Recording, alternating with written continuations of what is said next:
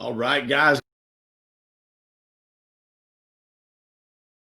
2020. This morning, we're going to talk about this buzzword that's always thrown around. I don't think anybody really understands what the true definition is.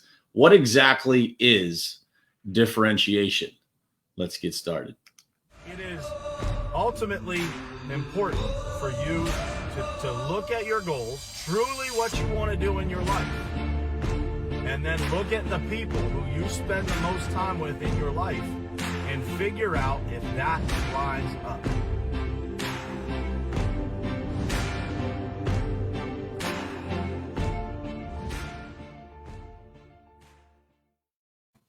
All right, guys. Good morning to you. Good morning, man. It's good to be here. And we're talking about a topic that gets me a little bit fired up this morning. It's a business topic, and we're going to talk about differentiation. You know, this word gets thrown around a lot in business. And I don't know that people really understand what the definition of the word means and how you can really create true differentiation that puts you in a category of your own with regard to business. And it doesn't matter how noisy your marketplace is. It doesn't matter how many people are in it.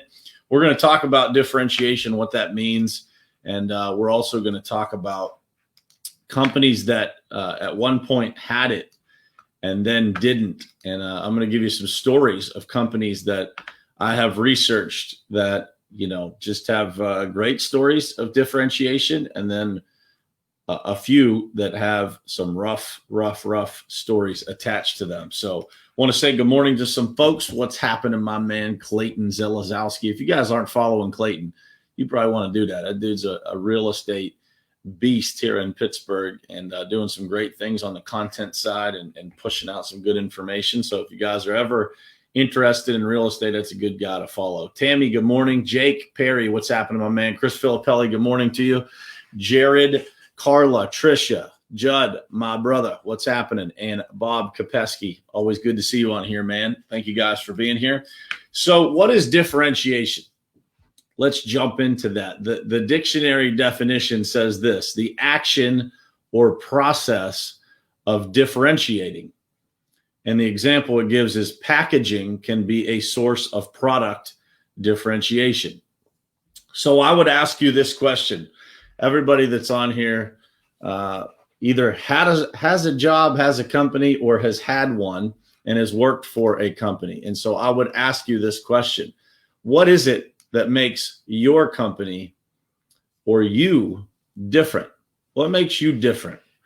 What makes a business different that you want to choose to do business with over one that just kind of blends in? And I bring this up because in our industry, in the construction industry, man, it's so frequent that people just kind of blend in. You know, there's nothing about them that really stands out. And, you know, when I ask the question of what makes you different, the answers that I get are all over the board.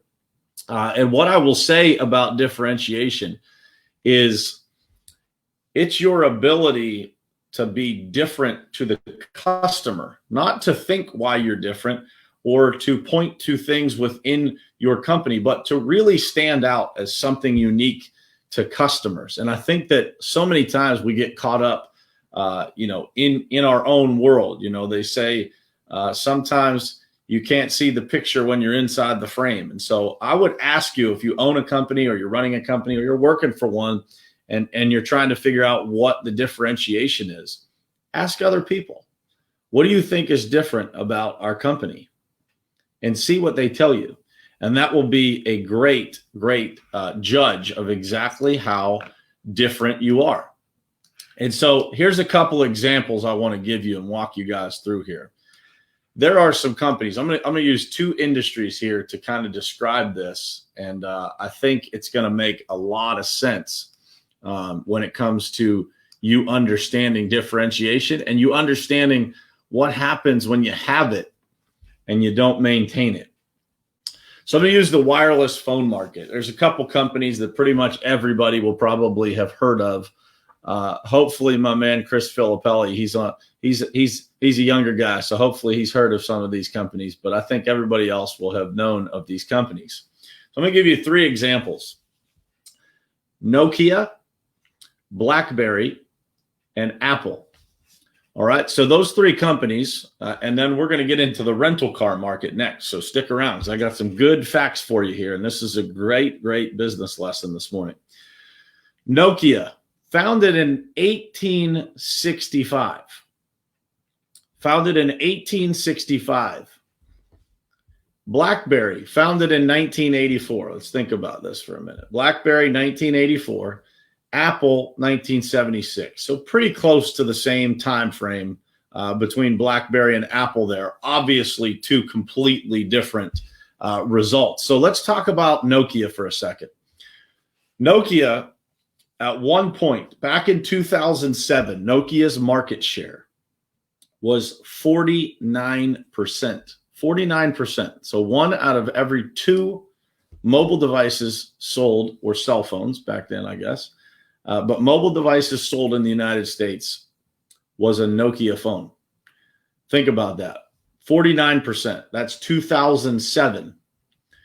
And this is what lack of differentiation, lack of adapting in business does to you. In 2013, they went from 49% in 2007 to 3.1% in 2013. Think about that.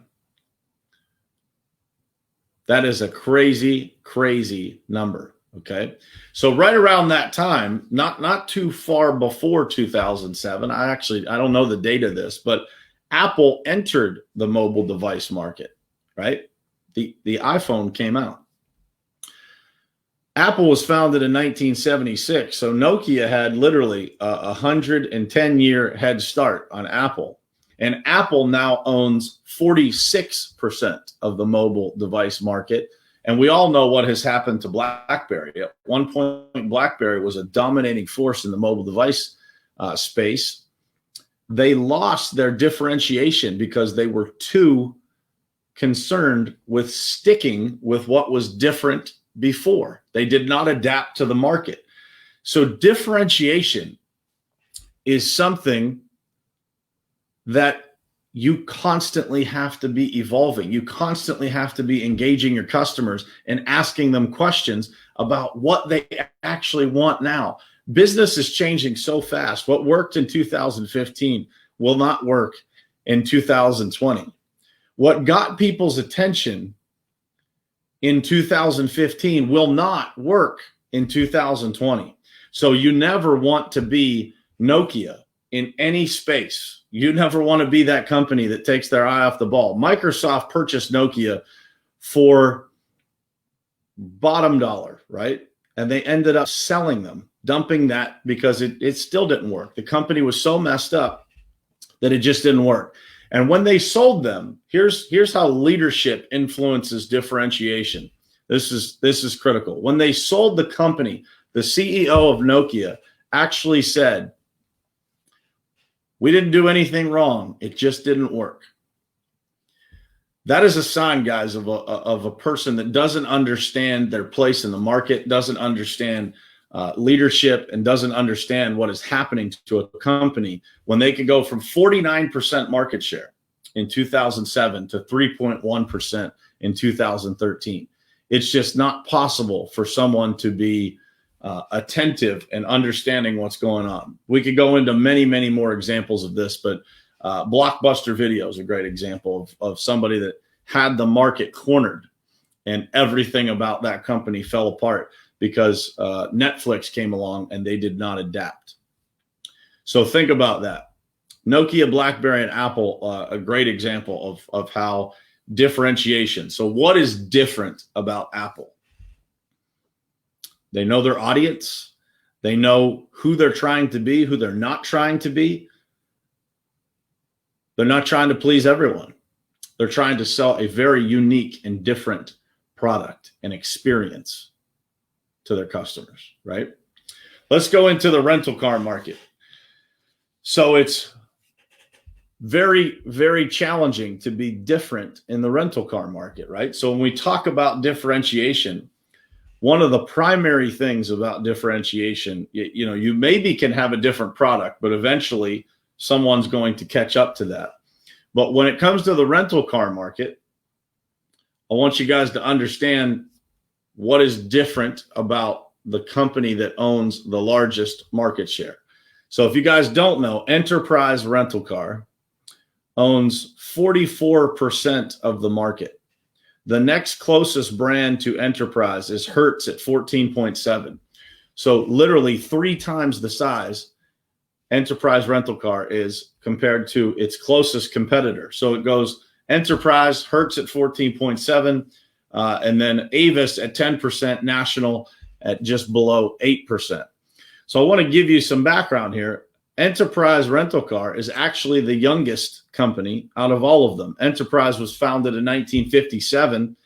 National was 1947. Avis was 1946. Hertz was 1918. Hertz is in a bad spot right now. Corona may have taken Hertz to its knees, right? And so I want you guys to think about that in whatever profession you are in. It doesn't matter where you are today. It matters where you're going, what your vision is, how you're going to make a difference.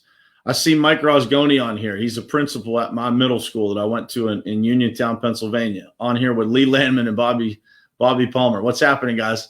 Being a teacher, how are you going to evolve? How are you going to differentiate yourself as an educator? Because what worked when I was in school is not going to work today. And we have to adapt. We have to be aware of these things. So let me tell you how Enterprise did it. This gets your mind thinking to how you can be different in your own business. What is the difference between Enterprise and every other rental car company out there? They made a move years ago that put them in a category of their own. And you've all heard it on a commercial, I promise you. Enterprise will pick you up. So you don't have to come to us. We'll bring the car to you. That's differentiation. They were the first ones to do it. They are head and shoulders above every other rental car company when it comes to service, when it comes to the quality of vehicles, when it comes to making sure that the vehicles are clean, up to par, serviced correctly. There's no secret as to why they own 44% of the market, 3 times the next closest competitor. It comes down to service. And so I would ask you to ask yourself this question. In your business, what is it that makes you different? And make sure, guys, that you are checking your ego when it comes to asking this question, because just because you're different today does not mean you will hold that title forever. Ask the people who were executives at Nokia making 7 figures and above. What happened? Because at one point, they dominated the market. 1 out of every 2 phones in the United States was a Nokia. Today, they don't even exist. Ask the executives at Sears what it means to lose your differentiation, what it means to lose your market share. When you have the attention of customers, you treat it with respect.